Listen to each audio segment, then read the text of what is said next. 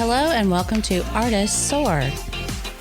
This is a podcast for artists by 3 artists. We discuss all aspects of being artists, the good, the bad, and the ugly. The goal of each podcast is to provide solutions so artists can focus on their creativity and soar above. I'm Rachel Harshenko. Jules McCullough. Stephanie Weaver.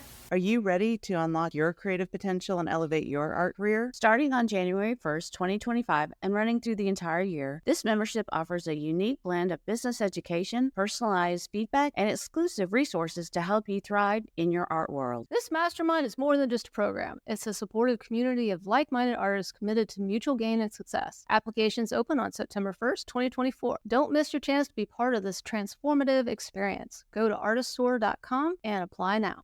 Hey, and welcome to a really special edition. We have a special guest with us, and she is an award-winning, internationally collected figurative oil painter who has gone to public art. And she's a friend of ours. She has a studio here at Low Mill. She's originally from Huntsville, and we are talking about none other than Ann Moeller. And you can visit her website at annmoeller.com, ANNMOELLER.com. And we'll have that as a show link as well. And welcome. Thank you. Thank you very much. We're actually AnnMoellerStudios.com. Oh, AnnMoellerStudios.com. I'll put the link in the show notes. Yeah. Yeah. Thank you so much for having me here. I'm excited. This is fun, and hopefully I can share some valuable information. So I'm going to add one more thing. So Ann Moeller, she's got a studio here at Low Mill. She's Studio 271. She's my neighbor, and she's fabulous. And she's got a studio mate too, Andrew. And so if you are native to Huntsville or anywhere around the area, you must come up and check out their work. It's really neat. Yeah. And for those that you aren't, please be sure to go to our website because it's beautiful. It's breathtaking. So real quick, we do a quick check-in on what we're doing. Okay. So what are you currently working on? So 2 different things. Since we addressed a little bit public art, the public art piece that I'm working on right now is a kinetic sculpture for Avondale, Arizona, that is going to be 16 feet tall. It's called The Nexus, a Harmony of Rivers, and it's focused on the fact that there's 3 different rivers that converge in that area, making a wetland, which is very unusual for Arizona, and it's part of what makes that area so special. So the base has swirling water waves and fish, and then there's a ring of waves, 3 different waves to represent the 3 rivers. And then there's a crane in the center that sort of turns. Oh, that sounds fabulous. Well, and the ring turns sideways too. It is. And the engineering cost for it is substantial. And a lot of it is being fabricated based on that design. So it's almost more like being a designer than like a hand sculptor. Are you doing that here, or are you going to construct it out there? It's to be determined. Okay. So it might get compiled or assembled all together and then taken apart again. It kind of depends on, there are different parts that have to be fabricated at different places. So some is being fabricated where my engineers are. Some might be fabricated here at Troop in Huntsville. It's gonna be interesting how it all pulls together because there's a lot of different parts. Oh, fun. Very cool. Oh my gosh, I can't wait to dive into the public art thing because I'm like, how does Sam Hill did all this come about in place? But we'll keep on crack-a-lacking, I guess. Well, what are you working on? What am I working on? So Huntsville Art Supplies is taking a lot of my attention, but bringing in new products too that everybody wants. But the art-wise, I'm working on a really goofy series. Right now I'm doing a donkey who's biting into an apple, and yesterday I added an owl moth to that apple. I don't know why. I'll journal about it later, figure that out. And then I'm going to do some other things to it that are going to be a little more mixed media to create something. I don't know where this is going just yet, but I did an elephant piece where the elephant is stomping on an apple with a stopwatch next to it, and the little numbers are all kind of askew on that. And that one's going to called Time to Forget.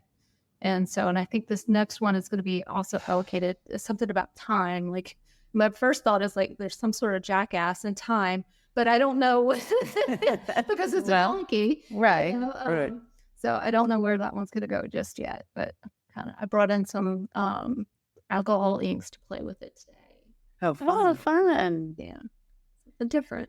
Well, I'm painting some of my I took a bunch of pictures when we did the British Isles, and so I've been painting. So I started sheep butts. And Stephanie has challenged me to do something bigger. You know, do a bigger piece. Yes.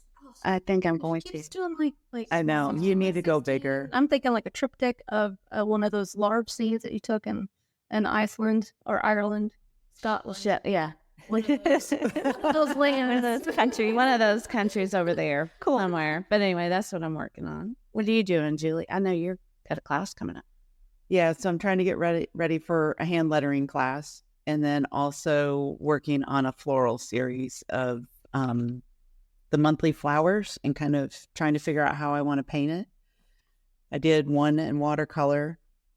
Probably going to try to play with a little bit of gouache and just kind of see. Because I've been on the iPad creating for the last several months just due to logistics. I'm not quite happy with what I've created yet. I actually got really frustrated yesterday, but Was it the medium or? yeah, and just not being loose enough, and it's just like a battle. I've got such a good process on the iPad and with brushes and stuff, and it's just very natural looking for watercolor, but this is not turning out very natural looking, which is kind of weird since it's traditional, but oh well. You may have to actually get out your watercolor. No, I did. That's what I was that's doing. Yeah. Oh, Yeah. okay. I'm just not happy with it. So Gotcha. Okay, so first off, you've had a gallery here forever. Yeah, 11 years or so. Yes, that's a long time. That's a long time, actually, to be a successful artist as you have been. It kind of talk to us about your process of, one, how you kind of came into being an artist. Okay. So I always loved art as a kid. I took classes. My mom took me to classes, encouraged me, would get my little drawings or paintings. Like I had some scratch art she shrink wrapped and put it on the wall. I'm like, oh, I must be good if my mom shrink wrapped my art and put it up. So I love shrink wrap. I know. That's when I felt like I was big time. You made it. Yeah, I had a mat. So like, you made it. Yeah, I was like, okay, let's be good. So there's a lot of encouragement there. You've got to have somebody that fuels that. And then I had a really good art teacher in high school. I sort of had a different nudge from my father than my mom. And so when I went to college at Montevallo, there was, a strong whisper in my ears going, get a degree in something that you can get a job in, make money. And so I did a concentration in graphic design. I ended up transferring. My mom got sick, and I ended up transferring to UAH to stay at home and help take care of her. So I got a concentration in graphic design, but then a minor in web design. And I worked at an advertising agency for a year, which seems like the most side tangential thing. It's really, once you are doing an art business, you are entrepreneuring. And the fact that I can do my own website, I can do my own, you save so much money. Yes. Exactly. Definitely. Yeah. And I've launched 2 other businesses fairly easily because I could do my own website and my own marketing materials and stuff. So, and knowledge in Photoshop and Illustrator for designing is huge. So I can do a lot of things that I need to do on the computer, which will tie into the transition into public art. that was super helpful too. I've forgotten the question. Oh, how did I become an artist? So again, meandering road. So I went back to school after I worked at an ad agency for a year and decided that was not for me. I felt like I wanted to be an art teacher. And that is a strong pull in myself still. I think I'm half artist, half teacher. I get fueled a lot by helping someone learn something, giving them an aha. If someone asks me a question, whether I'm on the clock or being paid to answer or not, I will. I will stop what I'm doing and help someone because it makes me feel good, right? And those things that feed our soul are so important. So I taught public school art for 5 years. And when my first child was born, I left and stayed home. It was my intention to go back, but there was pushback from my husband at the time to stay home with kids. And so I started, he's like, well, weren't you pretty good at that painting thing? Didn't you sell a painting? Maybe you should pursue that, which was kind of a ploy to have me be a stay-at-home mom who paints like as a hobby. And that's not how my personality works. So I can tell you're all in. And so I got a studio outside the home, like it was little increments, Mother's Morning Out, the Huntsville Art League, which is now here in the mill. But then I was like on the board of the Huntsville Art League and taking workshops and Mother's Morning Out. And I was sitting in the Low Mill parking lot, staring up after my application was in, going, please let me in there. Let me be at Low Mill and be a real artist, Right. And so I got a studio here. I got accepted, juried in, and I kept going to workshops. And then I formed an atelier with 2 other women here in Huntsville, Becca Saunders and Danielle Dampson. And we started inviting people to teach workshops. So I got to take them for free from artists from all over the country that could paint the way that I wanted to paint, which really raised my mastery very quickly without me having to be away from my kids and without me spending any money, just time and effort. And so in between those workshops, I could practice what I had learned. Wow. Financially, at the same time, I was adjunct teaching because when you start out as an artist, you don't have a clientele. You might not have the skill set, for it to be wonderful art that sells yet. It takes a while for that to grow into a business. At least it did for me. Yeah. And one of the big breaks that I had of all things was TikTok that went viral. And Really? yes. And so, and it had booked me out for commissions for about a year from that one TikTok. So that was huge. Holy cats. But so there was a lot of, but there was a lot of different, just trying random things, right? And you listen to one thing and see what works. There's a lot of failure and you just keep doing stuff. And so there was like this little meme that became my like mantra, it was like this cat that was riding a dog and it said, and, it was a Don Quixote quote and, got up on the horse and rode off in all different directions or something like that. Yeah. And so that was kind of where I was at. I was just sort of all over the place. But really I stayed focused on just oil painting for the longest time. Right. And you build a reputation through teaching. Everyone gets to know you. I taught at the museum. I taught at 3 different colleges. I was adjuncting for 3 different colleges at the same time. And just running around, just being just in all directions.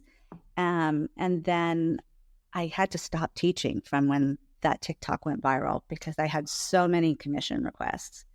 And so that's how I kind of got on this meandering journey. And then we take a side turn. So, okay. So you're successful. You're award winning. You've been doing things and you have your studio here.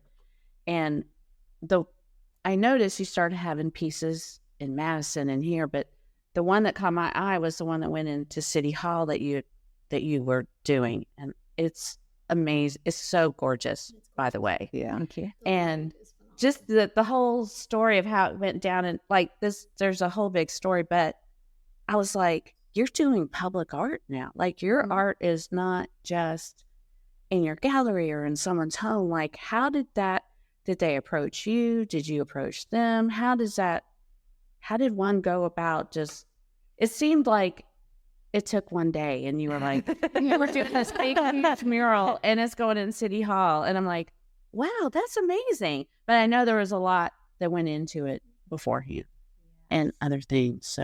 So I don't know about you, but somehow through getting a master's degree in art education, 4 years of like a fine arts degree, and walking around the world, nobody gave me any clue how public art happens. Yeah. Thank you. I just would like walk by the Bean in Chicago and be like, that's cool.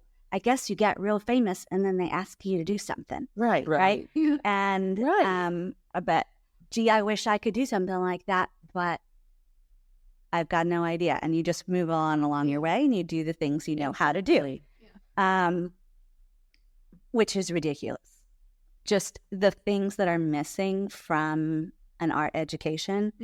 Oh, I know. How to do your QuickBooks, how to market yourself, how to write, like show things. Like some of that I might have gotten if I'd gotten an MFA, but not really. I don't think they teach you anything about the business of an art. Nothing anything practical. about There's one business class if you're lucky. making anything about making a living, or how to really put yourself out there, promote yourself. Right.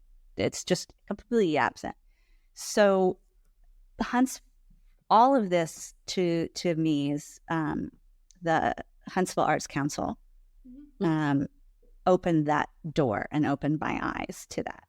So a call came out. I think I first heard about it through Low Mill and them sharing information, but a call came out for the City Hall, and it's not the one that I got, but it was their first call for big, huge installation pieces. And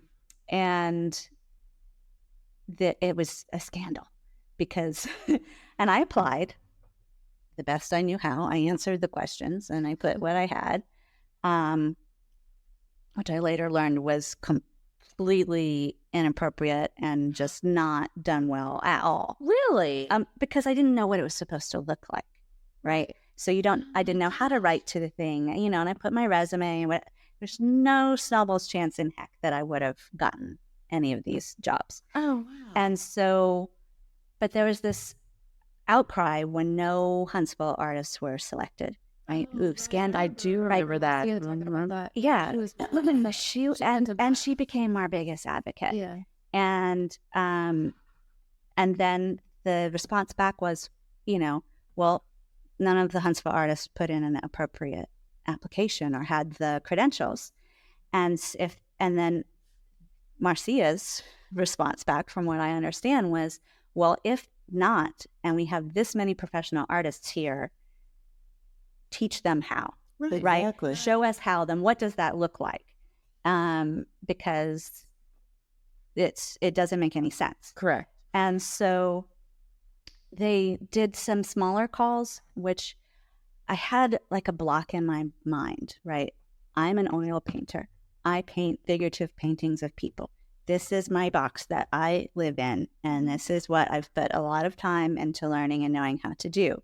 And the first call that they had was for an outdoor sculpture, like a small, lower budget thing. And I went and I attended the meeting mostly because I was involved with Andrew Louis, professional sculptor, and I wanted to go, gain information for him in case this was an opportunity that he was interested in. Right. And so I learned more there. And then there was a second call. And I applied and was shortlisted. And when you made that shortlist, they took those artists, I think it was a group of 20 of us or so, and showed us in a room at Stovehouse the presentations and the applications of the people that were accepted for the first round. And I was like, oh. what's okay moments for that? So the professionalism of these presentations is like what you would make in a branding packet Okay. for That another helps. company, right? It is designed to the It's a nines. marketing piece. And so the artists have a cohesive vision. They have a body of work. They adapt that to something site-specific that tells a story of what they would do specifically Okay. for Huntsville. And it is all beautiful, down to like a page number icon that matches the design of their art. Okay, so it's like my design presentations I do for architecture work. It's pretty. Yeah. It's well written. The concept, there's a story behind it. It makes sense. And it is basically a beautiful sales pitch. And I'm like, of course it is. It's from artists. Oh my gosh. And here you were just Yeah. answering questions and Yeah. turning your resume. Turning in like a Word document and maybe some pictures and like my CV. And I didn't get it. And so then I put together a design for this that was really based around Huntsville. I did a ton of research. I took photos up on Montesano. I got a photo shoot of multiple kids over multiple photo shoots, paid models, paid professional photographer, edited it all together in Photoshop, Okay, cool. painted a little miniature of the design, designed a PowerPoint presentation that told my story, connected my story and my history of Huntsville to what I wanted to do in this painting, explained my ideology, explained my passion for what it was that I wanted to create and why it was the perfect thing for Huntsville, and what the message was of the piece, which was about conserving our green spaces, but then also looking at the children of Huntsville as our future. And I called the piece The Spark because there was this spark of special intelligence of what makes Huntsville special. And they were all gathered around this fire. It was something, and man, it was hard for my brain to come up with all of this together because it wasn't the way that I usually worked at all. So that, because sometimes you're working on an art piece, the idea evolves as you're doing it, right? Exactly. It comes to you after you working on it. Yeah. And so like there were weeks, a very stressful number of weeks of I've been accepted as a finalist to when I'm going to need to present where I'm like, I don't know what I want to do. But so I came up with this thing. I practiced my PowerPoint. I had my assistant come. I had my materials that I could pass around to the board. And I was expecting about 6 people in the room. And I walked in and it was low lights and like what felt like a firing squad of 20 people. And even though I had like Superman posed in the bathroom right before I went out there, Right. and I knew entirely what I was going to say, as soon as that was the situation, my voice cracked. And it was like this quivering little mouse voice, but I just talked as loud as I could. But it was like, like literal shaking in it for at least the first 5 minutes of my presentation, sweating through my clothes. But I knew what I was going to say. And I said what I needed to say, even if it didn't sound good to listen to by the sound of my voice. But I made it through this presentation, knees knocking, and I heard back. I think it took them 2 months or something to get back on decisions. Wow. But I was accepted to do this piece. And that was huge. Oh, gosh. That's so amazing. But even more than that was learning how professional these things should be approached and the effort that needs to go into a design proposal or a public art proposal. My partner, Andrew, at that time also got a call back for the piece outside. for Martin Luther King. Right. Oh, yeah. So a different piece he'd applied because we learned to start looking that you can find these application things online and apply for them. And he got a call back for finalist for one of those. And then I was like, okay, this is big time. Here's what we need to do. And I did a video applying what I learned beyond the PowerPoint. So you can really make gorgeous presentations if you know that's what you're supposed to do. Exactly. That's the key. That's the key is knowing when to put that extra because, I've noticed on applications, it's just question, question, question. Yeah. And you're like, okay, question, question. You answer, answer. And here's my CV, here's my resume. And sometimes you don't have the opportunity to turn in something pretty. Sometimes it's not a PDF. You just have like little blocks on a website form and it's all you can do. The best that you can do at that point is put extra thought into your writing and making it specific to what they're asking for. What I love is, because I don't have a ton of experience in public art, or at least I haven't, is looking for those calls where you get to present a design and idea. Because then I feel like I can razzle dazzle past the experience part and and be like, yes, I have a big resume full of things that don't match this exactly, but here's my beautiful idea. Please fall in love with it. Yeah. And that kind of works. Well, tell us about your different public pieces, because they're all very different. They are, and which just goes a little against the cohesive body of work that I think ultimately becomes the strongest way to present yourself. But right now I'm just feeling my way out there and trying things. So I've got 2 murals in Madison. They were done 2 different ways. One was on ACM panel with acrylic paint done in my studio in segments and then pieced together like a puzzle on site, screwed into the wall. Oh, wow. Which was cool, because that's like a great format for if I go to other cities, for not having to be gone for a crazy long time. Right. And then one is I got to like rent a scissor lift and go directly on the side of the building with, really high quality exterior paint and hand paint this mural, which was super fun.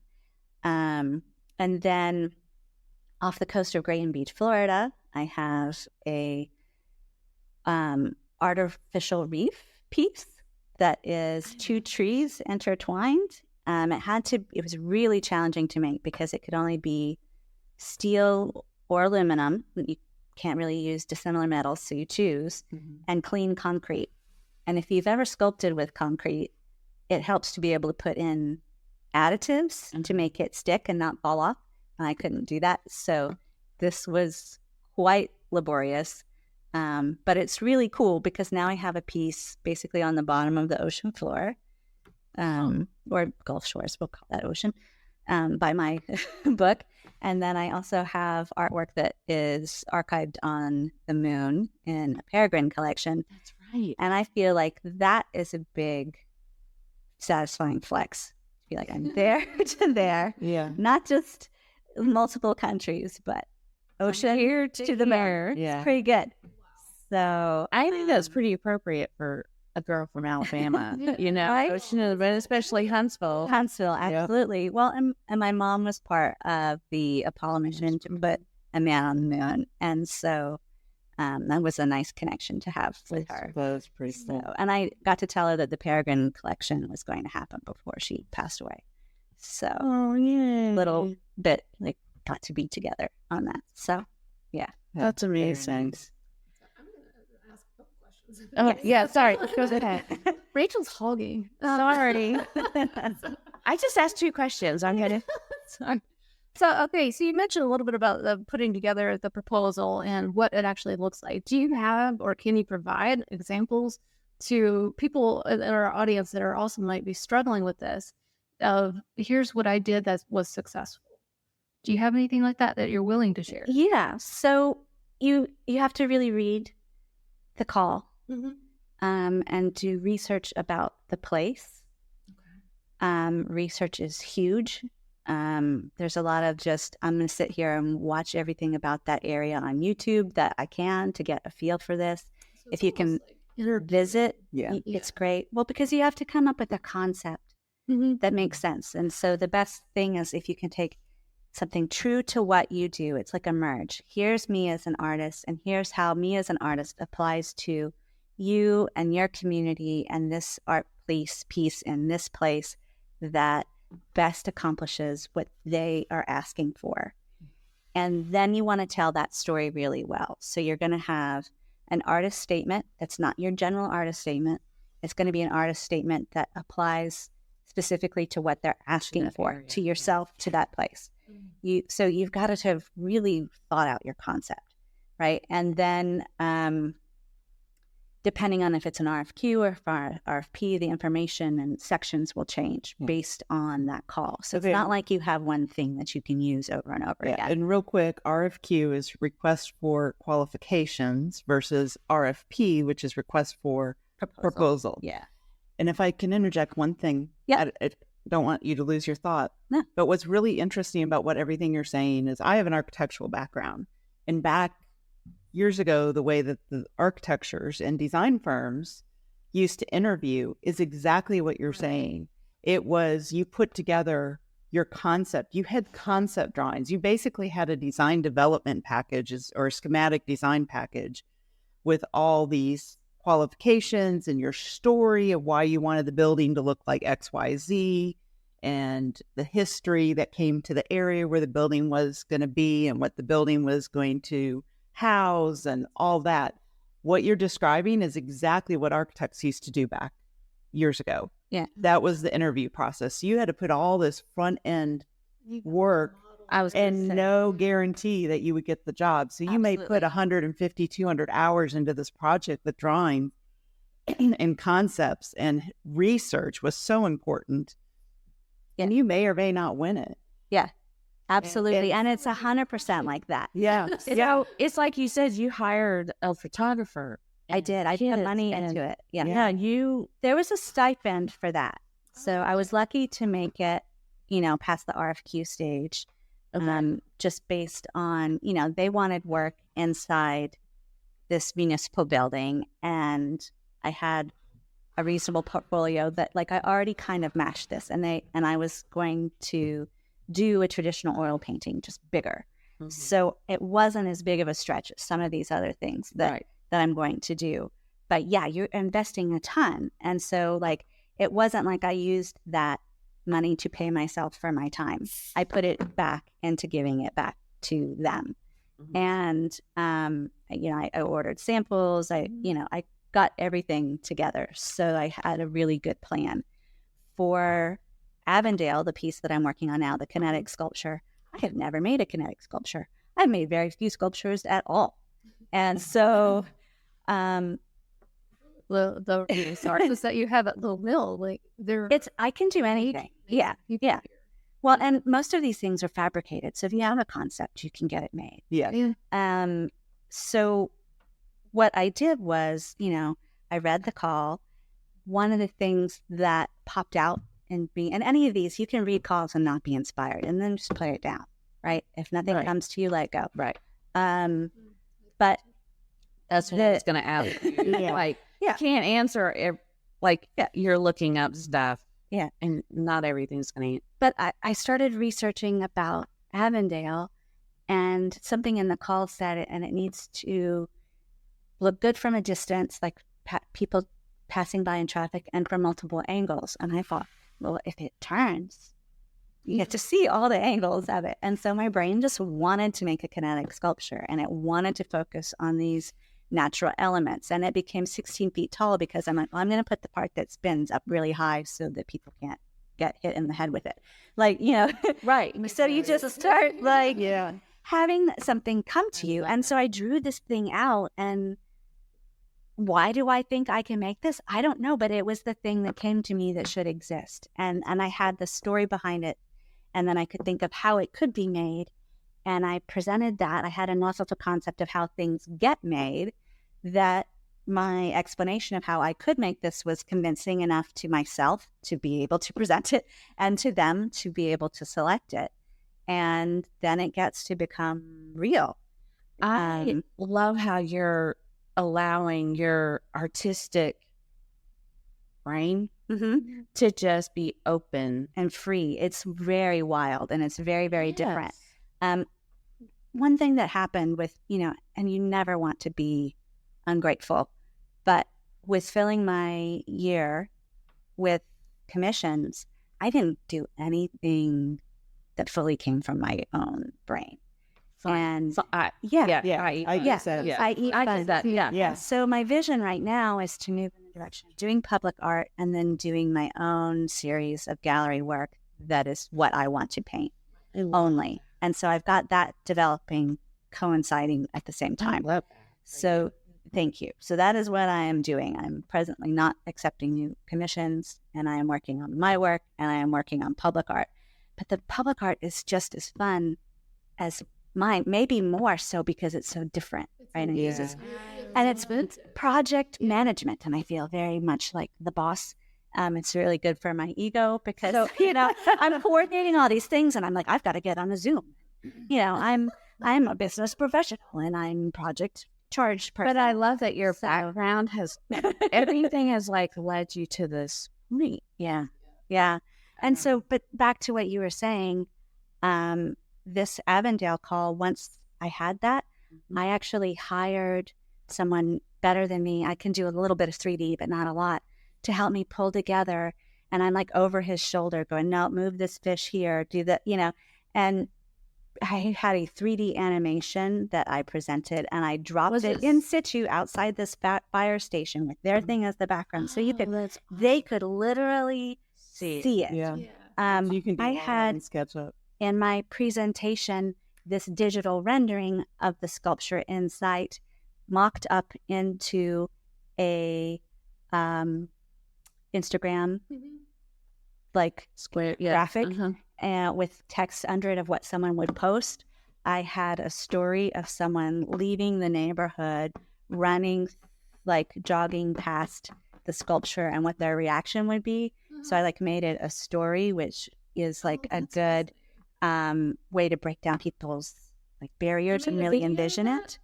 I didn't make a video of the story. I wrote a story, and I made a video of it spinning. That was as far as I could get. So when you created that, you did a couple things. One is you're making your audience see the vision that you have. You're actually putting it into practice. Then you're putting it into the story. So you're giving them a story to go along with it. Yeah. So back to Julie's thing with the architecture thing, for people that cannot envision what you're talking about, you just simplify the whole thing for them to say, this is it. Yeah. And this is how you're going to fit in. You're pulling on their emotions by telling a story. Which is what marketing should be. Yeah. Well, so it's that. It's having a vision, having inspiration, and then finding effective ways to share that inspiration and to present it, so that is part of the creative process too. Yes. Right. So you're channeling that type of joy and energy and creative process into not just designing and creating work, but also designing and creating presentations. Yeah. So I'm going to ask one more question. So you mentioned about where you actually go and find these calls for public art. Where would somebody go? Is there a www dot? I don't want to say because I'm going to have to compete with all of you guys. No, calls me. I'm not. My stuff is not going. Everybody has found them. It seems like it's getting harder and harder. I've got 2 rejection emails in my email this morning because I apply for these things all the time. No, it's call for entry is one, and Coda Works is the other.